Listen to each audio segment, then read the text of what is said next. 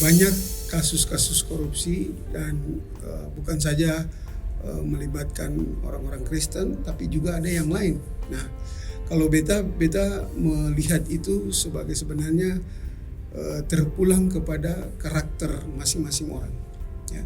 Ada orang yang bermasalah secara korupsi, tapi ada banyak juga yang tidak bermasalah. Ada juga yang baik, ada yang punya prestasi-prestasi yang baik. Penting di sini juga kita melihat kerja atau jabatan itu sebagai panggilan Tuhan. Nah, kalau orang memahami kerja dan jabatannya adalah panggilan Tuhan, yang Pak Wali Kota bilang tadi bahwa jabatan itu juga anugerah dari Tuhan, maka dimensi pertanggungjawaban itu menjadi bagian dari perilaku etis.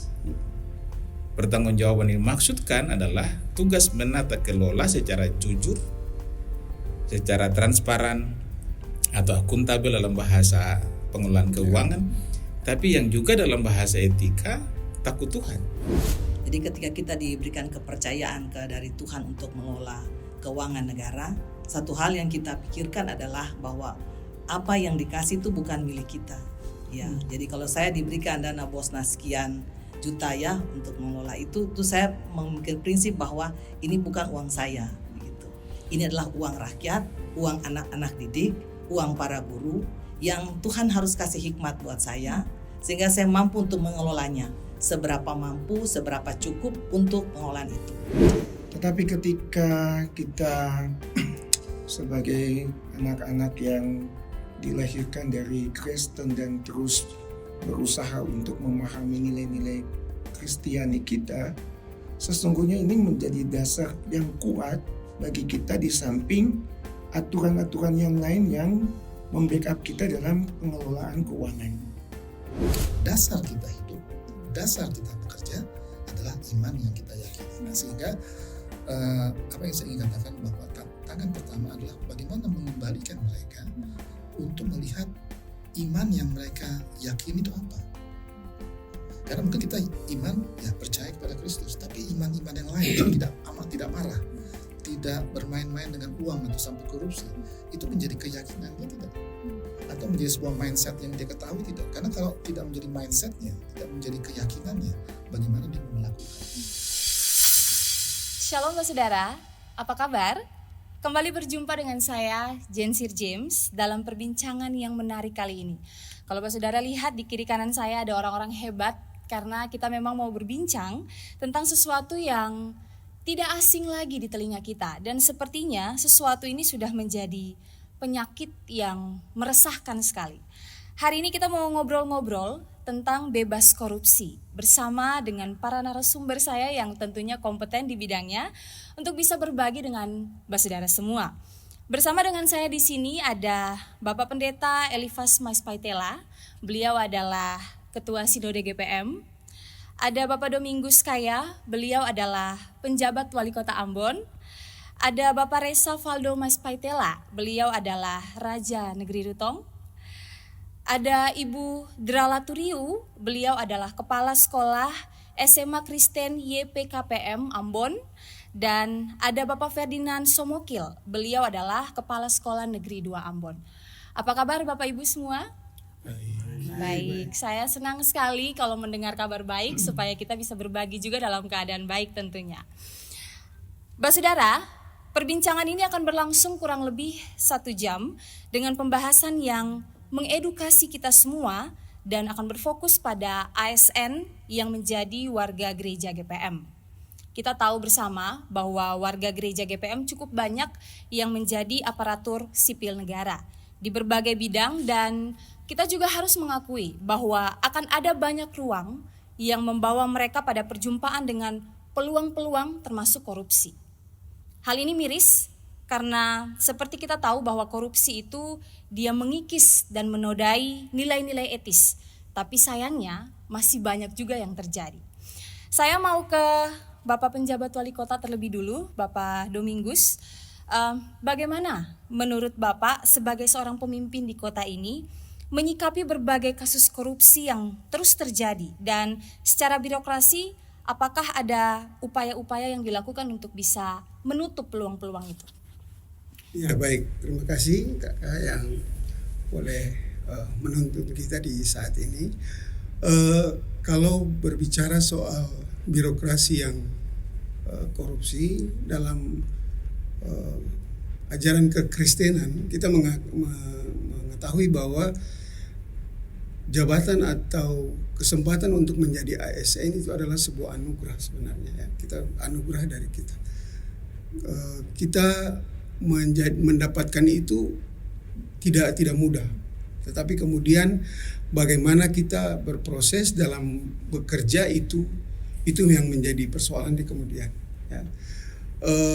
Banyak kasus-kasus korupsi dan bukan saja melibatkan orang-orang Kristen, tapi juga ada yang lain. Nah, kalau beta melihat itu sebagai sebenarnya terpulang kepada karakter masing-masing orang. Ya.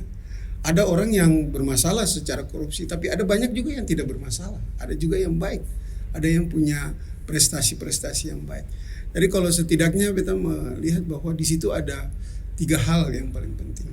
Yang pertama, kita punya karakter sebenarnya. Apakah memang karakter orang itu adalah korup atau tidak? Dia punya karakter dari misalnya dari keluarga dari kecil dan seterusnya. Pribadinya itu dulu yang pertama. Yang kedua kesempatan.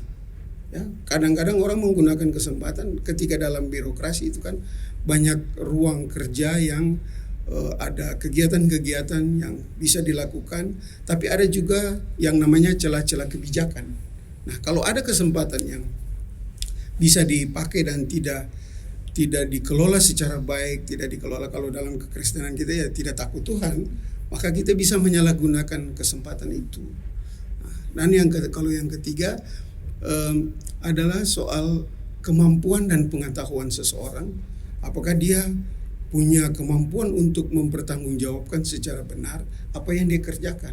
Karena ada kadang-kadang kita punya pegawai atau ASN hanya asal kerja saja, hanya asal mengeluarkan uang saja untuk proyek, untuk melakukan kegiatan, tetapi tidak diikuti dengan pertanggungjawaban.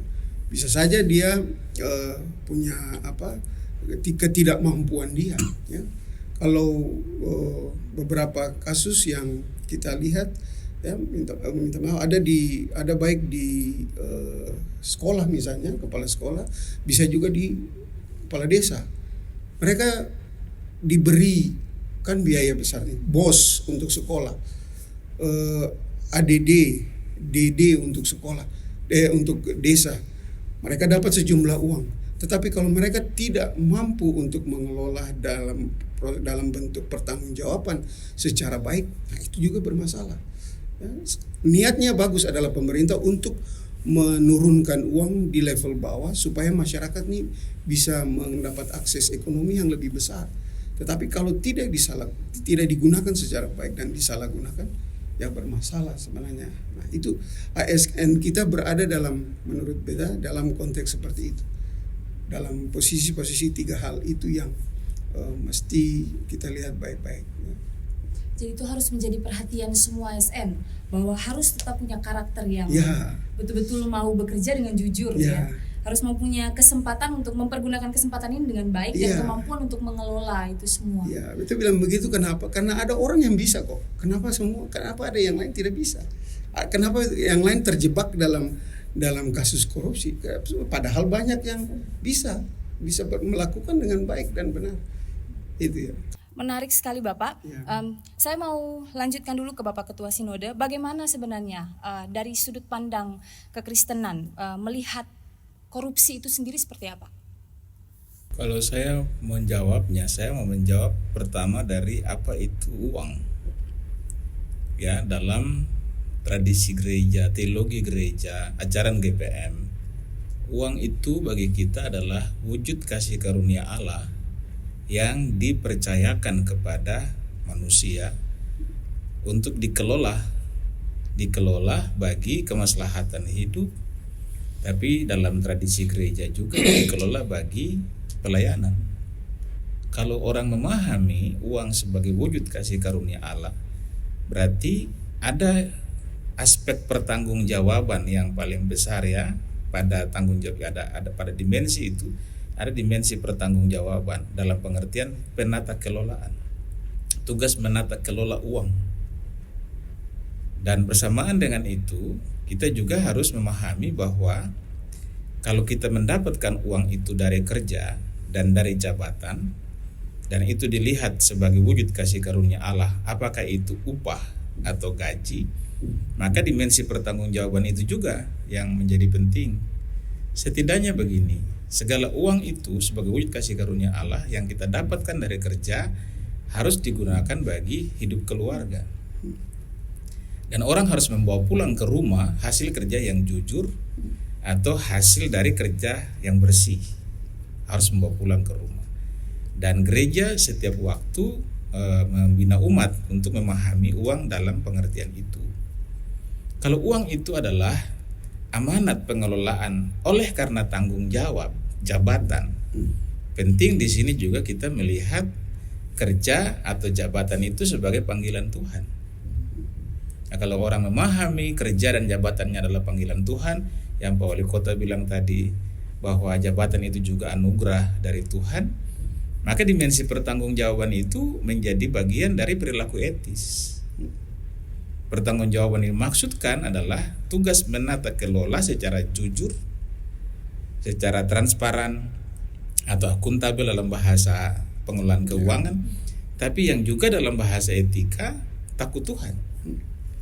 Jadi setiap orang mengelola uang itu berdasarkan pada takut Tuhan, maka dia juga akan melihat jabatannya itu sebagai anugerah, dan kalau dia takut Tuhan, dia akan mensyukuri jabatannya juga. Dia akan melihat keluarganya pula ya sebagai bagian dari pertanggungjawaban atau tugas penata layanan. Menarik sekali Bapak. Jadi bisa dibilang juga bahwa seseorang, kita khususkan ASN, ketika dia bekerja dia harus punya kesadaran dulu. Bekerja untuk apa, lalu kemudian uang yang dia gunakan itu untuk siapa, untuk apa, lalu bagaimana dia mengelola keuangan itu. Dan itu menarik sekali untuk semua kita yang mendengarkan. Tapi lagi-lagi kita juga tidak bisa menutup mata dari kenyataan bahwa masih ada terus kasus-kasus ini di mana saja begitu ya. Nah, bagaimana menurut Bapak kalau misalnya kasus itu terus terjadi, strategi seperti apa dari sisi kita gereja, tapi juga dari sisi birokrasi untuk mencegah itu lagi? Dia sudah terjadi. Bagaimana strategi yang diambil? Silakan Bapak. Ya, baik. Kalau dari sisi birokrasi, suka dengan tidak suka, kita harus merubah sistem. Ya, kalau bagi saya, sistem menjadi penting. Kenapa? Karena sekarang di era digitalisasi ini, semua yang tersistem secara baik dan berlangsung secara langsung itu akan memotong titik-titik terjadinya korup. Misalnya, kalau dulu kan kalau dana BOS sama dana desa itu kan diserahkan dulu ke provinsi ke kabupaten, baru turun lagi ya ke desa. Nah sekarang ini tidak. Dana BOS itu langsung ke sekolah, ADD itu langsung ke desa, sehingga mengurangi kemungkinan ada titik-titik transit yang bisa saja orang menyalahgunakan itu. Nah, itu yang penting. Kenapa? Satu lagi soal digitalisasi, tapi juga transparansi. Ya, ketika sebuah sistem digitalisasi yang kita buat kemudian dibuka secara publish ke masyarakat, maka itu akan mengurangi, ya paling kurang mencegah nih orang mau bikin itu sudah diketahui masyarakat. Kita dengan sendirinya memberi pagar, memberi tembok untuk masyarakat, untuk kita ASN supaya mengurangi sebanyak mungkin peluang-peluang itu. Ya, kita pikir sistem digitalisasi menjadi penting. Contoh kecil juga misalnya gaji ya. Kalau dulu kita kasih gaji masih manual, dan gaji itu bisa ada yang terpotong 5.000, 10.000. Kalau 100.000 orang 5.000 itu banyak Pak. Tapi kalau secara langsung masuk di sistem rekening yang istilahnya non tunai, semua sekarang kan serba non tunai itu, maka akan sangat membantu kita mencegah tindakan-tindakan itu, ketidakjujuran, sikap korup dan seterusnya. Saya pikir itu yang harus dilakukan. Kalau Bapak Raja ini tahu karena ketemu punya desa, jadi anto sudah banyak bermain di digitalisasi. Nah itu pasti bagus tuh, akuntabel, transparan, itu pasti jalan tuh. Soal pertanggungjawaban keuangan di desa, pasti aman. Itu saya pikir itu yang harus kita rubah. Karena manusia ini agak sulit untuk dirubah karakternya kalau tidak didorong secara struktural, tidak didorong dengan sebuah sistem. Mungkin itu. Iya. Secara birokrasi, sistem harus diubah, Ya. lebih up to date dengan digitalisasi. Tapi dari sudut pandang etis, strategi seperti apa yang sebenarnya harus dalam hal ini gereja menopang ASN untuk bagaimana tidak lagi terjerumus atau tidak lagi melakukan tindakan-tindakan korupsi? Saya mau melihat dulu peluang korupsi di gereja. Ya. Karena itu kita juga membenahi sistem, ya saya setuju dengan Pak Wali Kota. Kita juga benahi sistem dalam sisi misalnya pencatatan penerimaan dan belanja yang selain tiap minggu dipublikasi, diwartakan dalam warta jemaat kepada warga gereja, tapi juga harus terverifikasi dalam katakanlah buku kas jemaat ya di tingkat jemaat, dan dia mesti juga terverifikasi sampai di klasis dan sampai di sinode. Karena itu GPM kan juga sekarang sedang mengembangkan e-budgeting supaya seluruh sirkulasi keuangan gereja dari jemaat baik pendapatan maupun belanja itu terpantau setiap waktu. Dan gereja harus masuk di dalam ranah ini juga, sebab kalau tidak akan ada peluang juga korupsi terjadi di gereja, dan itu sesuatu yang sama sekali harus kita hindari. Ya, karena kita mengelola uang persembahan umat, ya gereja harus membuka diri juga untuk hal itu. Jadi sorotan korupsi itu bukan hanya ditujukan kepada lembaga-lembaga pemerintah atau swasta lainnya, sorotan itu juga harus ditujukan kepada gereja. Ya, gereja harus mawas diri juga ya dalam rangka itu, baik terutama para pelayan khusus, pendeta, penatua dan diaken atau perangkat pelayan lainnya. Pada aspek yang lain, saya kira menjadi tanggung jawab pokok gereja untuk juga melakukan penggembalaan kepada warga gereja profesi. Ya, pada jabatan tertentu, ya, pada tanggung jawab tertentu. Ini yang harus maksimalkan di jemaat-jemaat. Nah, kami karena itu berharap semua jemaat itu membentuk wadah warga gereja profesi, lalu secara sungguh-sungguh juga melakukan penggembalaan kepada warga gereja profesi. Selain mendorong partisipasi mereka untuk menopang tugas bergereja, tetapi dimensi pastoral kepada warga gereja profesi tidak bisa diabaikan. Kita sudah ya dengan misalnya untuk pilkades atau pemilihan kepala OHOI, calon-calonnya kita panggil dan kita undang dan kita gembalakan, bergumulan bersama. Tapi dalam pelaksanaan tugas mereka itu harus juga ada pendampingan pastoral. Saya kira tugas gereja adalah membentuk karakter yang tadi Pak Wali Kota katakan, karakter etis warga gereja yang mendapat tanggung jawab di level pemerintahan atau bahkan politisi, dan bukan hanya itu tapi juga mungkin di dunia usaha. Ya. Baik, membentuk karakter etis dan itu tanggung jawab besar gereja. Ya. Saya mau ke Bapak Raja dan Bapak Ibu Kepala Sekolah. Bapak Raja dan Bapak Ibu Kepala Sekolah langsung mendapatkan banyak bantuan ini dari pemerintah, ADD, dana BOS, begitu ya. Adakah tantangan untuk mengelola semua anggaran itu? Lalu kalau misalnya ada banyak tantangan secara etis gitu ya, bagaimana menyikapinya? Saya mulai dulu dari Ibu Idra.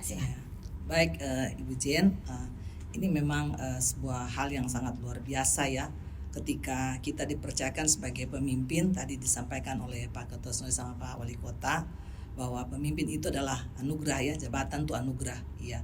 Jadi ketika kita diberikan kepercayaan dari Tuhan untuk mengelola keuangan negara, satu hal yang kita pikirkan adalah bahwa apa yang dikasih itu bukan milik kita ya. Jadi kalau saya diberikan dana BOSNAS sekian juta ya untuk mengelola itu saya memikir prinsip bahwa ini bukan uang saya gitu. Ini adalah uang rakyat, uang anak-anak didik, uang para guru yang Tuhan harus kasih hikmat buat saya sehingga saya mampu untuk mengelolanya. Seberapa mampu, seberapa cukup untuk pengelolaan itu. Nah, yang kedua adalah bahwa kalau kita dapatkan kepercayaan, paling tidak kita punya visi dan misi uang ini kita akan dapat dan kita akan kelola seperti apa untuk bisa mencapai tujuan. Kalau kita mendapatkan uang yang berlimpah-limpah banyak, punya ratusan juta, bahkan ada yang miliar ya kalau jumlah muridnya semakin banyak, tetapi kita punya visi tidak jelas, program-program kita tidak jelas, maka ketika kita mengalami kelebihan uang akan menimbulkan pikiran yang keliru seperti tadi Bapak sampaikan ya. Mungkin juga ada peluang, ini sisa paling banyak nih, bisa dimanfaatkan untuk apa ya. Nah seperti itu. Tapi kalau kita memiliki tujuan yang jelas, maka kita akan mempergunakan uang itu untuk kepentingan orang banyak. Nah tadi disampaikan oleh Pak Ketua Snode dan Pak Pejabat juga, yang paling menarik itu adalah kalau kita mendapatkan hal itu, kita tahu bahwa yang kita mau kelola ini untuk kepentingan orang banyak. Baik itu kepentingan siswa, kepentingan guru, bukan untuk kepentingan pribadi. Dan yang terakhir kita hanya rasa bahagia, rasa senang, rasa puas bahwa yang kita lakukan itu, yang kita berikan, yang pemerintah percayakan kepada kita boleh lakukan untuk kebahagiaan banyak orang. Nah itu yang paling utama. Sehingga kalau Tuhan kasih kepercayaan kita sekarang ASN ya, banyak sekali yang saat ini kita sebagai warga gereja yang dipercayakan sebagai aparatur sipil negara. Nah kalau kita melakukan bahwa ini adalah anugerah pimpin tadi, maka kita bekerja bukan untuk kita sebenarnya, tapi untuk kepentingan orang banyak ya. Itu hal yang paling terpenting bagi saya gitu. Kira-kira demikian. Jadi tantangannya itu disadari dengan kesadaran pribadi ya, bahwa memang apa yang kita dapatkan itu bukan punya kita, tapi itu punya orang banyak yang dipercayakan melalui kita untuk mengelola. Iya. Saya mau lanjutkan dulu ke Bapak, silahkan Bapak. Baik, terima kasih. Dalam proses pengelolaan penganggaran sekolah khususnya, memang benar seperti yang dikatakan oleh Ibu Lani, banyak sekali tantangan yang kita hadapi dalam proses pengelolaan. Tetapi ketika kita sebagai anak-anak yang dilahirkan dari Kristen dan terus berusaha untuk memahami nilai-nilai Kristiani kita, sesungguhnya ini menjadi dasar yang kuat bagi kita di samping aturan-aturan yang lain yang membackup kita dalam pengelolaan keuangan. Dasar pikir kita harus mengelola uang ini secara baik untuk kepentingan banyak orang, tadi sudah disampaikan juga, untuk memenuhi capaian yang harus kita capai pada anak-anak peserta didik kita, guru, dan semua elemen sekolah termasuk pembiayaan operasional sekolah yang harus kita maksimalkan dari dana-dana yang diberikan pemerintah. Dengan catatan bahwa sekali lagi integritas kita itu sangat penting. Dalam pengelolaan ini dasar kita, integritas kita, disiplin kita, rasa bertanggung jawab kita, ini menjadi hal yang penting di samping ada nilai-nilai lain yang sesungguhnya membackup kita dari tindakan-tindakan korupsi ya. Seperti hidup sederhana, hidup tidak mengalami sesuatu yang instan, dan kelemahan-kelemahan perilaku dari kita itu sesungguhnya harus dihindari ya, sehingga kita bisa membackup diri kita dan tidak terlibat dalam apa yang namanya korupsi.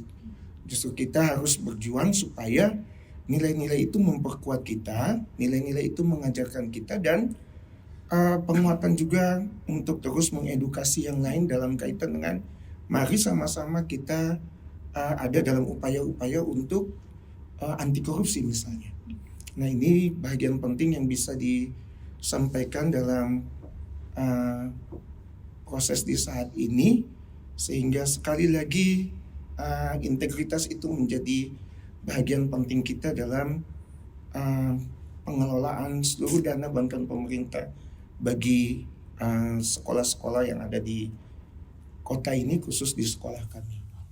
Integritas itu harus dimiliki oleh semua yang dipercayakan untuk bisa mengelola apa yang menjadi anggaran ya, kepercayaan-kepercayaan diberikan kepada kita. Baik, saya mau lanjutkan ke Bapak Raja, silahkan Bapak.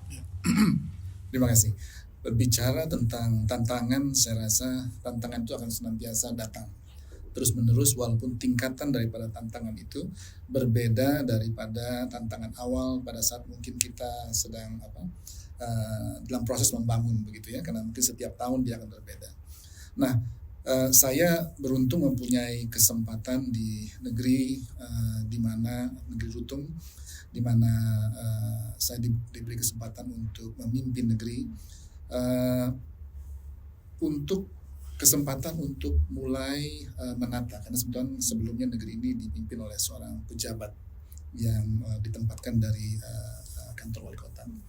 Nah, di sana tentu tantangan pertama adalah bahwa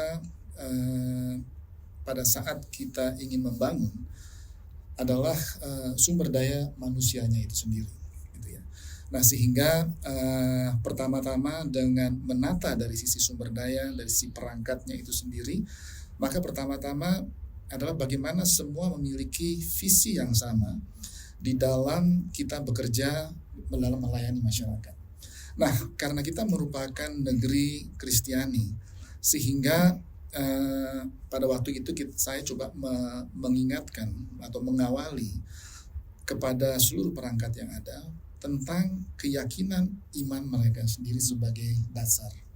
Pertama-tama adalah bagaimana kita sebagai pengikut Kristus, itu saya sampaikan, untuk juga melihat kepada sisi daripada Kristus yang datang bukan untuk dilayani tapi melayani. Jadi posisi mereka sebagai perangkat ini bukanlah menjadi bos, bukanlah menjadi pemimpin. Jadi kita harus menjadi pelayan, termasuk saya. Mungkin titelnya raja, tapi saya ini adalah pelayan bagi masyarakat saya. Nah, sehingga saya coba berusaha memahami bahwa jangan struktur organisasi itu bahwa raja berarti dia di atas dan sebagainya, tidak, balik. Ya, jadi saya melayani siapa perangkat-perangkat Kaukasia di sini supaya mereka bisa sukses berhasil melayani masyarakat, dan mereka pun juga akhirnya melayani mungkin para kader yang ada, dan para kader ini melayani masyarakat secara langsung. Jadi mindsetnya ini dulu dirubah dulu. Jadi mindset di dalam peran keimanan kita dalam tugas tanggung jawab kita sebagai pelayan masyarakat, yang otomatis itulah panggilan daripada Tuhan bagi kita semua insan Kristiani. Nah, yang kedua dari sana dengan mengetahui tadi baru masuk kepada visi daripada kita di dalam tujuan membangun negeri itu. Nah, ini harus sama, termasuk daripada tata kelolanya. Nah, sehingga mulai seperti tadi yang disampaikan Pak Wali Kota, kita menata sistem daripada bagaimana kita menata kelola, dan juga kita memberikan kesempatan bagi para perangkat atau mereka-mereka yang bertugas melayani masyarakat juga belajar, walaupun sudah diajarkan, disosialisasikan, diberikan satu tanggung jawab untuk mereka juga bisa bekerja seperti apa yang sudah diatur di dalam sistem itu sendiri. Jadi kadang-kadang kan begini ya, kita memberikan tanggung jawab tapi setengah percaya, gitu ya. Jadi selalu curiga aja. Nah, itu kita jadi pemimpin yang stres juga akhirnya. Tetapi juga kita tidak membangun perangkat yang ada tadi. Nah, tujuannya apa? Supaya juga mereka merasa diberi tanggung jawab, bukan oleh pimpinannya saya saja, tapi tanggung jawab diberikan oleh Tuhan seperti tadi disampaikan oleh Bapak Pendeta. Begitu. Jadi mereka betul-betul memahami, dan pada saat nanti ada kekurangan terjadi, merupakan tantangan tadi, ya itu adalah waktu di mana kita melakukan evaluasi, kita bicara secara kelompok, atau kadang-kadang saya punya waktu dengan mereka satu persatu. Dan kadang-kadang akhirnya Pak Pendeta, Pak Wali, kadang-kadang memang kita harus menjadi pemimpin yang akhirnya di dalam membina harus menggunakan prinsip iman, begitu ya. Sampai pernah ada salah satu daripada tim kami di negeri, Bapak Raja suka pendeta saja, karena setiap bicara ada ayat. Saya bilang, saya bukan mau mengambil alih tugas pendeta, tidak, tapi itulah keyakinan kita, dasar kita di dalam hidup ini kan itu.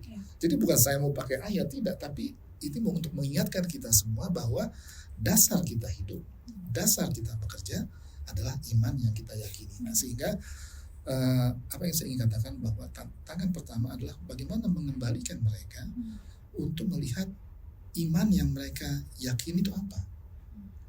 Karena mungkin kita iman ya percaya kepada Kristus, tapi iman-iman yang lain tidak marah, tidak bermain-main dengan uang atau sampai korupsi, itu menjadi keyakinan dia tidak. atau menjadi sebuah mindset yang dia ketahui tidak. Karena kalau tidak menjadi mindsetnya, tidak menjadi keyakinannya, bagaimana dia mau melakukan. Jadi kadang-kadang 3 hal aspek itu yang saya coba lihat di dalam perangkat saya, dalam masyarakat saya pun, saya lihat mereka sudah menyadari belum, sudah dia yakini belum. Karena kalau ini belum ada, bagaimana dia akan menjadi pelaku. Nah kadang-kadang kita juga suka sampaikan Pak Pendeta, Pak Wali, kepada masyarakat, kepada perangkat, ingat ya, ini bukan kata beta tapi kata firman, bahwa kita selamat bukan karena aktivitas keagamaan kita, tetapi kita selamat karena kita menjadi pelaku firman itu atas iman yang kita dasari. Mungkin itu yang beta bisa sampaikan dari pengalaman di Lutong. Ya, baik sekali Bapak. Jadi bisa dibilang dengan berbagai macam tantangan, salah satu upaya yang paling pertama dilakukan adalah menyadari mindset, menyadari panggilan, tapi juga lebih berfokus kepada iman, supaya itu menjadi dasar yang paling penting. Nah, berangkat dari situ juga, apakah Bapak Raja dan Bapak Ibu Kepala Sekolah punya pengalaman inspiratif sedikit saja? Mungkin bisa bagi untuk kita pengalaman inspiratif terkait dengan proses pengelolaan anggaran. Mungkin bisa dimulai dari Bapak Raja. Kalau saya tadi bertanya sambil saya mikir yang mana mesti saya bagikan begitu ya, karena Saking banyaknya. Termasuk desa digital aja. Digital keuangan. Digital keuangan. Di dalam menginspirasi. Tapi mungkin saya ingin satu hal yang saya sebenarnya sangat bersyukur dan terima kasih kepada Tuhan ya, bahwa perangkat negeri Rutong ini semuanya di bawah 30 tahun. Di bawah 30 tahun. S1 semua, Orang muda. sarjana semua, dan adalah anak-anak muda. Pada saat tadi yang saya katakan bahwa kita melihat tantangan banyak hal yang mesti dikerjakan di negeri, banyak hal secara kelembagaan yang mesti kita bereskan, cara pandang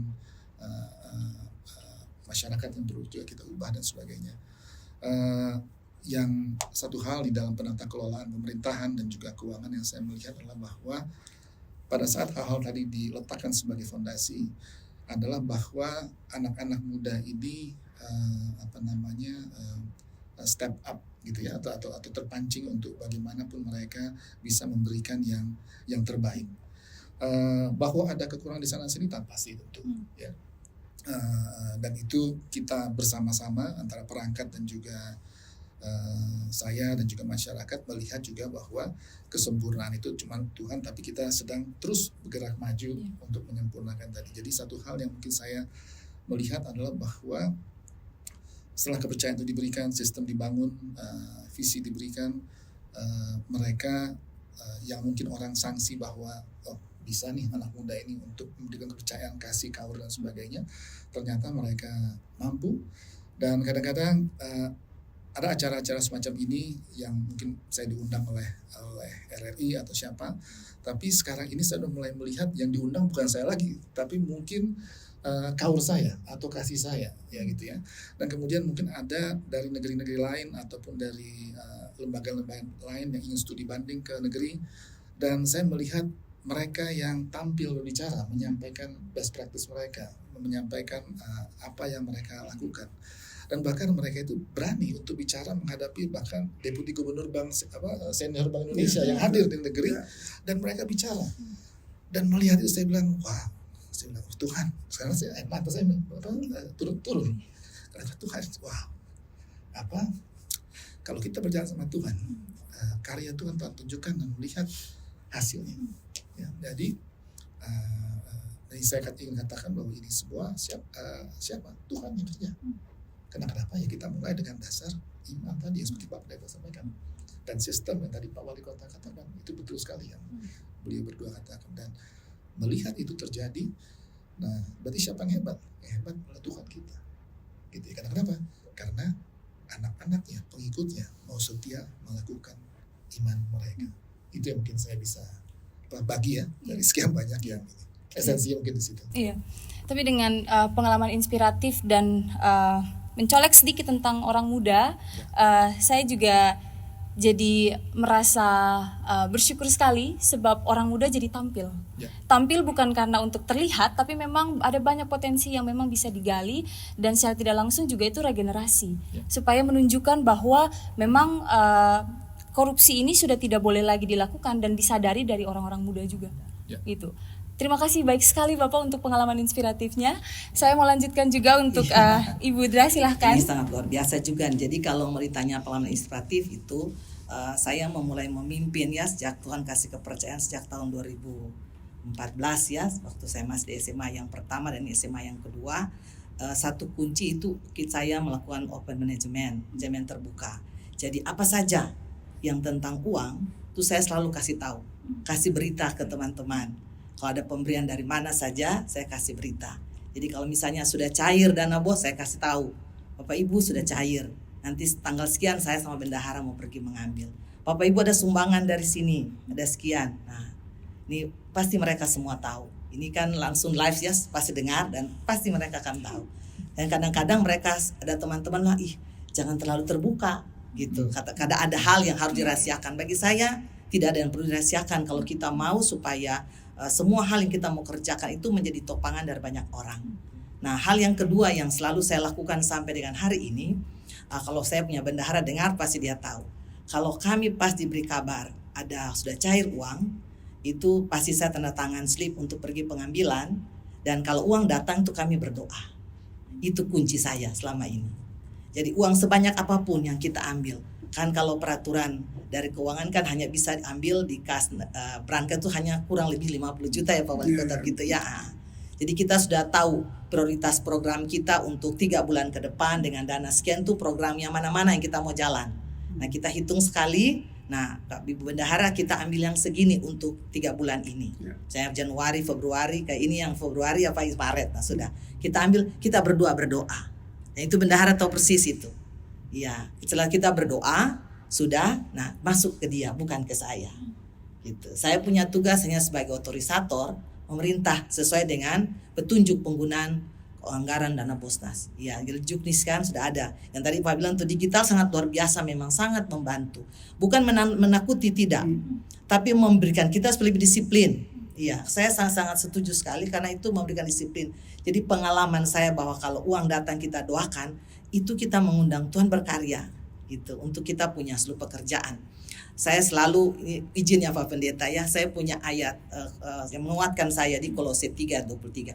Apapun yang kau perbuat dengan sepenuh hati, perbuatlah untuk Tuhan dan bukan untuk manusia. Nah, karena itu kalau Tuhan kasih kepercayaan, saya ingin sekali melakukan sesuatu untuk banyak kepentingan anak-anak gitu. Walaupun kita tidak untung, sebab keuntungan kita kan bukan kita ukur dari yang kita rasa. Tapi keuntungan kita kan diukur dari orang yang kita layani, ya anak-anak didik, orang tua itu. Ini yang sehingga kalau kita mendapatkan kepercayaan tadi cerita yang pertama sampai sekarang ini kita punya pengalaman yaitu, ya itu yang mau saya berharap semua orang dikasih tanggung jawab.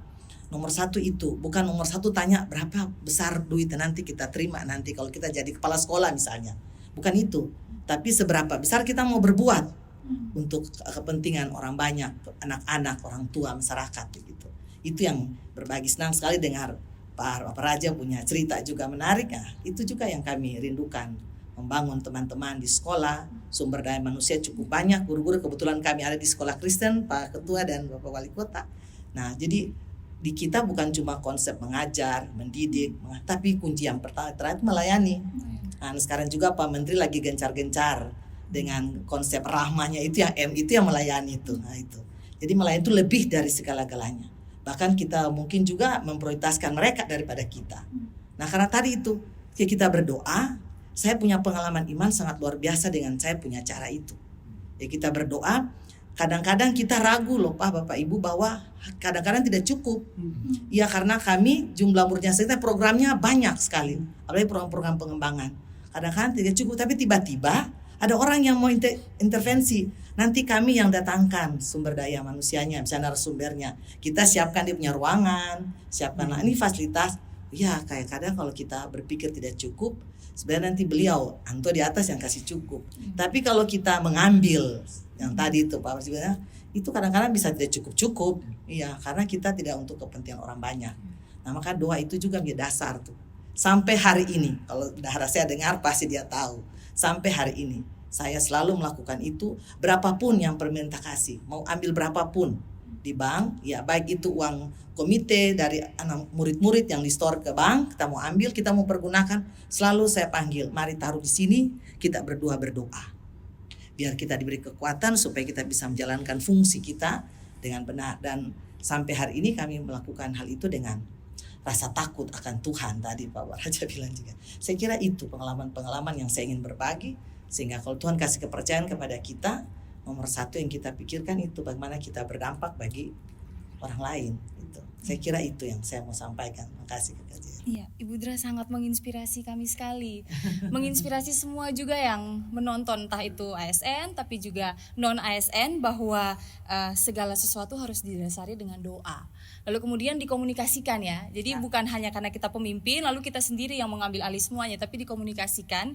Kemudian ada keterbukaan di sana supaya semua berjalan dengan baik. Kira-kira begitu Ibu? Ya. Saya mau lanjut juga ke Bapak Kepsek, silahkan. Baik, terima kasih Ibu. Dalam proses pengelolaan sesungguhnya di sekolah kami, semua Bapak Ibu yang ada di sekolah kami itu saya menganggap mereka punya potensi yang besar. Dan pekerjaan kami adalah pekerjaan kolektif.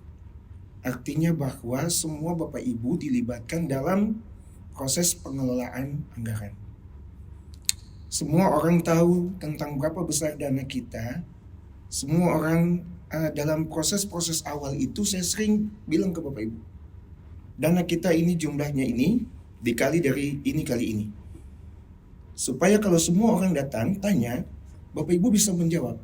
Dan tidak perlu lagi, nanti tanya ke Pak Kepsek, tanya ke staf Pak Kasek. Jangan, semua orang wajib bisa menjawab berapa dana kita yang kita peroleh dalam 1 tahun anggaran itu.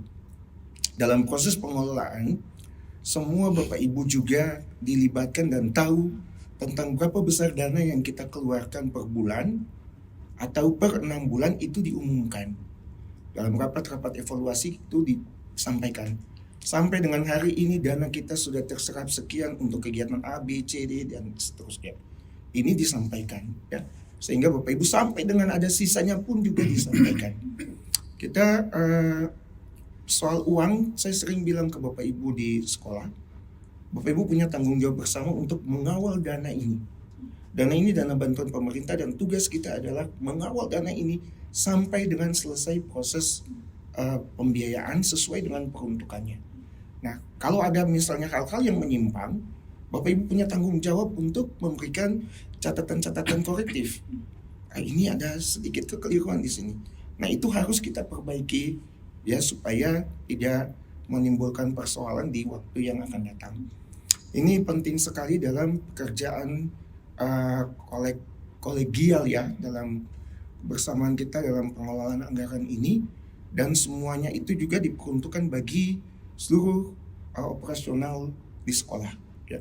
Baik itu untuk pengembangan kompetensi guru, baik itu untuk pengembangan kreativitas siswa, dan semuanya itu anggarkan sedemikian rupa sehingga dana itu tetap cukup untuk membiayai seluruh program sekolah ini.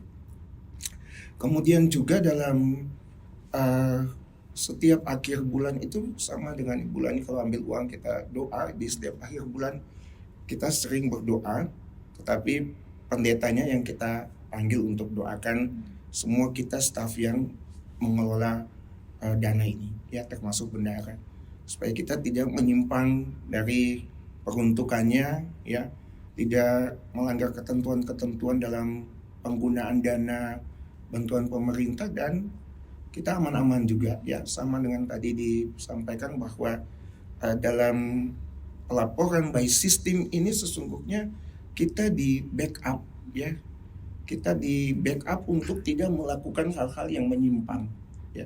Jadi karena by system, jadi silahkan dilaporkan saja lewat sistem dengan catatan kita sudah di backup untuk tidak melakukan hal-hal yang di luar ketentuan ya. Jadi ini penting sekali dalam pengelolaan keuangan. Kita banyak guru, banyak sekali siswa dan banyak sekali dananya. Tapi kita memaksimalkan semua penggunaan dana itu untuk pelaksanaan pembiayaan operasional di satuan pendidikan. Ya. Dari ketiga pengalaman inspiratif ini, sebenarnya kita semua diingatkan, saudara, supaya betul-betul kita menghidupkan iman yang kita percayai. Jangan hanya di mulut saja bahwa kita takut Tuhan dan lain sebagainya, tapi itu harus terlaksana dalam semua aspek.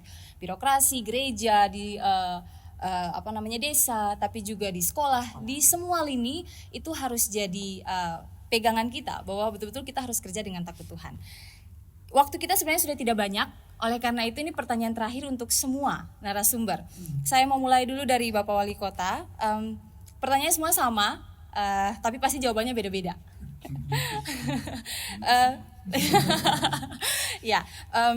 Sebenarnya harapan dari pemerintah sendiri untuk semua ASN, tapi juga mungkin untuk semua basudara yang mendengarkan, supaya betul-betul melakukan pekerjaan dengan tidak melakukan penyimpangan korupsi. Ya, kalau untuk soal harapan untuk saya mau bilang bahwa hidup ini yang paling pertama mungkin harus kita bersyukur. Hati, ini soal hati. Kalau kita selalu bilang, makanya kita punya tagline itu kerja dengan hati perampok. Karena Firman bilang, jagalah hatimu dengan segala kewaspadaan, karena dari situlah terpancar kehidupan. Nah, itu yang selalu kita pegang. Makanya belajar untuk bersyukur untuk apa yang kita terima. Jabatan apapun, sekecil apapun, kalau kita bisa pintar mengelolanya, kita bisa melakukan, Tuhan tuh yang pernah tutup mata. Dan Anda tidak pernah kasih biar orang yang cuma cleaning service itu dia tinggal cleaning service terus, tidak. Ketika dia bersungguh-sungguh, dia pasti diangkat. Dia pasti diangkat dengan cara Tuhan. Itu sudahlah, itu nanti urusan Tuhan lah. Yang penting kita kerja dulu, bersyukur dengan apa yang lakukan. Lalu kedua, kita memperlabakan apa yang menjadi talenta kita. Ya. Kita memperlabakan talenta kita, ya sungguh-sungguh bekerja. Kepala sekolah lakukan tugas kepala sekolah, raja lakukan wali kota lakukanlah wali kota, yang kepala dinas lakukan kepala dinas punya tugas dengan takut akan Tuhan yang tadi Bapak Pendeta bilang. Itu saja, beta rasa itu harapan besar, karena ketemu ini mau bilang apa? Semua orang pasti suka atau tidak suka pasti butuh uang. Uang menjadi sesuatu yang harus dimiliki oleh orang untuk bisa menjalani kehidupan.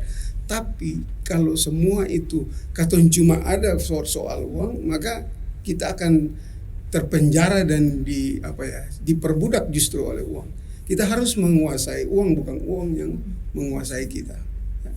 Apa yang kita punya, potensi yang kita punya, ya kita kelola secara baik dengan hati yang benar-benar jujur. Maka tadi Anto bilang soal etis itu ya, perilaku etis ya itu. Bagaimana kita menjaga hati? Tiap ASN menjaga hati, lalu bersyukur itu, lalu kemudian perlabakan apa yang kalian punya, maka di situ kita akan lebih berhasil dan diberkati Tuhan. Ya. Mungkin itu Pak Ibu. Terima kasih banyak Bapak. Saya lanjutkan ke Bapak Ketua, silahkan. Saya senang ya, karena di sesi ini berjumpa dengan warga gereja yang hebat-hebat, yang menerapkan tugas mereka itu dengan visi dan perspektif iman yang kuat. Saya merasa mereka lebih pendeta daripada saya, Bapak Raja. Lebih pendeta daripada saya sendiri. Ya, gereja selalu berharap ada kualitas pelayanan pada semua warganya. Jadi kami memahami bahwa tugas-tugas ini adalah tanggung jawab pengutusan. Dan setiap kita diutus, kita memang harus menjalankan tugas itu dengan baik, dan buah sebagai kualitas pelayanan itu terkadang bukan kita yang menikmatinya. Ya, tetapi dinikmati oleh anak-anak, oleh cucu-cucu kita. Yang pada saat itu sebenarnya itu mengingatkan kita bahwa bersyukur itu tidak berakhir. Bersyukur itu bukan hanya di waktu ini, tapi bersyukur saat kita sudah pensiun, anak kita berhasil, bersyukur saat kita sudah lanjut usia, cucu kita berhasil, dan mereka mendapatkan buah dari apa yang kita tabur, apa yang kita tanamkan dulu. Ya, karena mungkin Tuhan tidak memberi sesuatu yang bagi kita baik di masa kita, tapi Tuhan memberinya di masa anak-anak kita, masa generasi kita yang lain. Yang tadi saya katakan, pesannya adalah supaya jangan kita berhenti bersyukur. Bahwa bersyukur itu dia berlangsung sepanjang masa, dan dia itu sesuatu yang juga diwariskan. Kami berharap karena itu gereja juga semakin baik ya di dalam menata pelayanan, terutama menjamin juga bahwa pengelolaan keuangan gereja itu berlangsung dalam prinsip-prinsip yang sangat penting tadi, yang jujur, terbuka, transparan, akuntabel, dan takut Tuhan. Supaya uang-uang gereja itu juga dimanfaatkan seluas-luasnya bagi pelayanan kepada warga gereja, kepada umat. Ya, dan saya yakin sampai dengan saat ini pendeta GPM itu menerima gajinya ya dengan bersyukur, walaupun gaji kita mesti bawa UMP Pak ya. Tapi kita mensyukuri semuanya, karena bagi kami itu yang paling penting adalah jemaat mendapatkan pelayanan tiada henti dari pendeta. Tetapi benar, karena pengelolaan keuangan gereja itu juga bagian dari proses pertanggungjawaban pelayanan, ini harus dikelola juga dengan jujur dan takut Tuhan.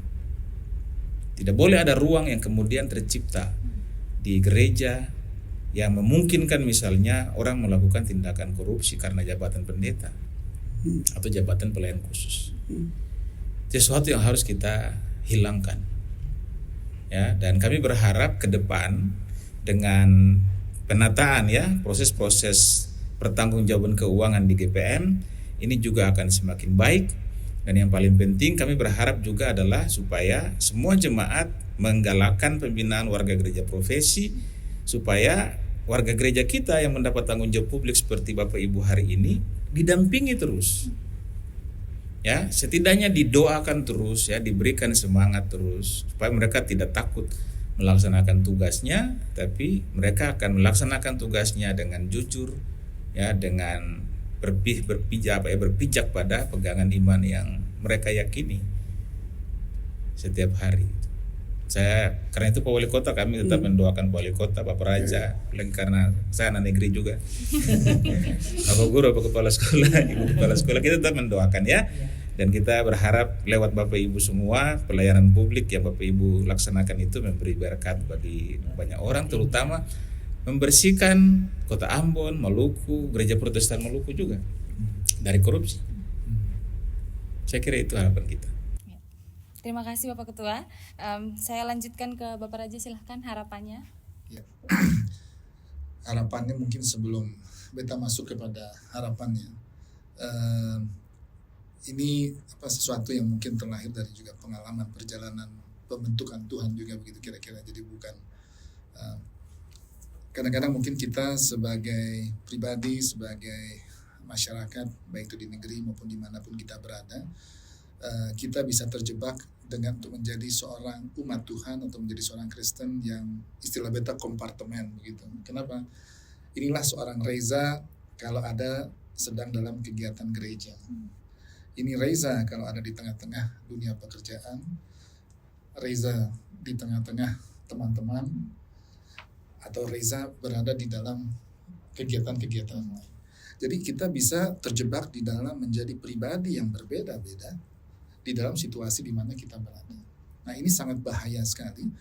Yang saya belajar juga daripada perjalanan hidup saya yang saya lewati, karena dengan kita tidak bisa menempatkan di mana posisi kita, itu akhirnya kita bisa menjadi sebutannya sebagai orang Kristen. Tetapi akhirnya kita tidak menghidupi prinsip-prinsip nilai tadi, karena bisa berubah di mana tergantung kita ada. Di gereja kita sangat kelihatannya begitu rohani sekali, kita bisa kupas ayat dan sebagainya. Pada saat saya sedang bersenang-senang dengan teman-teman, menjadi Reza yang mulutnya kotor dan lain sebagainya. Ini yang mungkin pertama-tama saya ingin sampaikan, hati-hati sekali untuk kita tidak bisa menempatkan diri kita benar-benar sebagai anak Tuhan dimanapun kita berada. Nah, dari dasar ini, sebelum saya masuk ke harapannya, ini juga kita harus menyadari, dan ini juga perjalanan daripada hidup saya juga, di mana kadang-kadang kita nggak menyadari bahwa hidup ini ada sebuah peperangan rohani, seperti firman katakan. Nah, kalau kita sensitif, sebenarnya setiap kesempatan tadi, termasuk tadi topik korupsi yang kita ada, itu menjadi peperangan rohani pada saat kita mesti memutuskan sesuatu, atau katakanlah anggaran ini kita harus setujui atau apa dan sebagainya. Itu momen-momen yang iblis pun berbisik begitu. Kalau kita tidak sensitif, mungkin selama ini kita oke, baik. Tapi mungkin ada satu kondisi yang mungkin tadi pagi saat duduk kurang dalam dan sebagainya misalnya, baru mungkin sebelum pergi ke kantor ada sedikit ini dengan anak atau istri, sehingga mungkin kondisi hati tidak tepat, kita lengah, sehingga kita membuat keputusan yang salah pada masa itu. Jadi kita harus juga menyadari ini ada peperangan rohani. Nah, artinya apa? Artinya harapannya kita benar-benar harus melihat. Tadi waktu saya mengetahui ayat ini, ayat yang senantiasa saya pakai untuk mengingatkan saya. Karena menyadari tadi dua hal tadi saya sampaikan, yaitu jawab dan tahu 1 Petrus 1 ayat 15-16 yang esensinya dikatakan, jadilah kudus sebab aku kudus. Dulu saya tahu ayat itu, mungkin waktu kita masih muda ya. Tetapi pada saat menerapkan dalam kehidupan sehari, masuk dunia kuliah mungkin, pada saat awal-awal bekerja, mengatakan nggak mungkin kita bisa kudus. Kita kerja di dunia yang seperti ini nih. Apalagi kadang-kadang saya dulu, saya nggak bilang orang lain lah, saya mengatakan tapi ini daging kita hidup dalam daging ini lemah. Kita gunakan ayat pula untuk mengatakan nggak mungkin saya bisa 100% hidup sesuai dengan iman yang saya yakini. Nah, itulah akhirnya saya karena saya terjebak di dalam cara pandang seperti itu, ya akhirnya nggak pernah bisa benar-benar hidup sesuai dengan panggilan Tuhan. Bisa tadi bicara korupsi tadi itu. Akhirnya apa? Kita menurunkan standar kita, ya akhirnya disitulah kita tidak mampu untuk menghidupi tadi. Nah, jadi apa? Dengan tawaran iblis ini membohongi kita juga untuk ya nggak mungkin lah kalau kudus.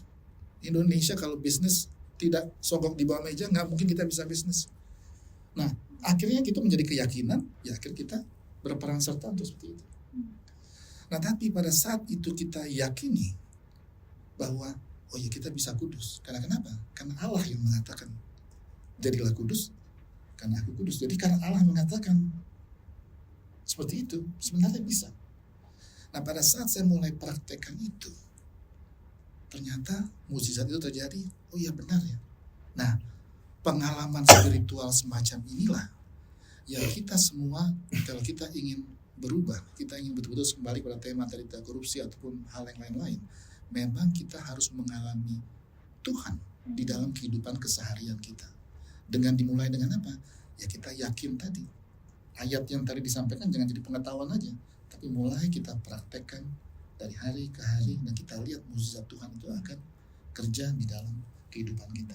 Nah, sehingga harapan saya kepada kita semua sebagai anak-anak Tuhan dimanapun berada, mari selain didasari oleh firman tadi, ingat ini peperangan rohani. Iblis itu dahsyat sekali. Sekuat-kuatnya kita, pasti namanya godaan itu ada. Tetapi yakinlah, kalau Allah bilang bisa, pasti bisa. Jadi nggak ada yang nggak bisa tanpa Tuhan. Itu saja. Baik, terima kasih Bapak Raja untuk harapan-harapannya. Saya lanjutkan ke Bapak Ferdi, silahkan. Baik, terima kasih. Harapan saya adalah mari kita memulai sesuatu yang baik itu dari diri kita sendiri. Memang topik kita kali ini tentang korupsi, tetapi kita juga terus ingat tentang firman Tuhan. Cukupkanlah dirimu dengan apa yang ada padamu. Dan sekarang kalau itu kita pahami benar bahwa itu cukup ya, tetapi dalam realita hidup pasti dia akan berlimpah ya. Ketika semuanya kita syukuri seperti kata Pak Pendeta, dan itu yang cukup itu pasti dalam proses syukur kita itu dia akan lebih dari sekedar cukup. Mungkin itu harapan saya. Terima kasih Bapak Ferdi. Terakhir Ibu Dra, silahkan. Iya, terima kasih Kak Jen. Iya, harapan saya sebagai ASN yang adalah juga warga gereja ya, bahwa kita inilah garda terdepan dalam pelayanan publik yang melakukannya dengan pelayanan yang berkualitas, integrasi. Dan karena itu kita harus berkomitmen untuk memberantas korupsi mulai dari hal-hal kecil, tapi juga mulai dari diri kita sendiri, kata tadi Pak Kepala Sekolah.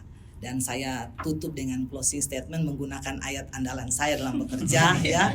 Ya, kalau melakukan sesuatu dengan hati itu lakukanlah untuk Tuhan dan bukan untuk manusia apapun. Saya percaya kita akan menjadi ASN yang berkualitas dan berintegrasi.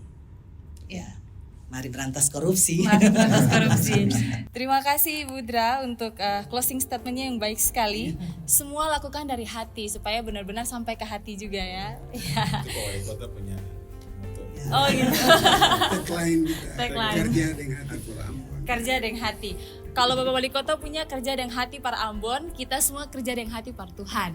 Supaya betul-betul kerja dengan jujur, baik dan benar. Baik, Mbak Saudara, kita sudah mendengar cukup banyak pengalaman dan hal-hal yang baik sekali dari narasumber kita di hari ini. Sangat diharapkan apa yang sudah disampaikan itu bisa dimengerti oleh kita semua, terkhususnya untuk para ASN yang menjadi warga gereja GPM. Kebetulan hari ini kita podcastnya bertepatan dengan Hari Kasih Sayang, gitu ya. Jadi saya mau menutup podcast ini dengan menyampaikan bahwa kalau kita sayang dengan diri sendiri, kita tidak mungkin menyakiti diri sendiri untuk melakukan hal-hal yang salah.